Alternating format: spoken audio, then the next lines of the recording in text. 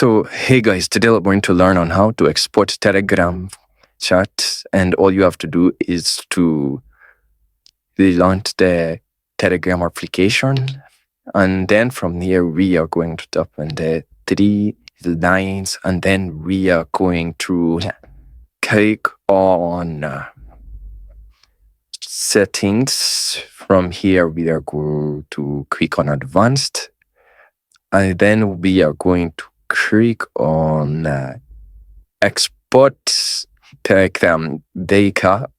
Once we have scrolled down, we are going to uncheck this one stack out here. Then here is where we are going to be checking the ones that we need. Say if it's their videos, they're going to check it, and they're going to check also their voice messages. If you would like, and then we are going to click on export to click on up here.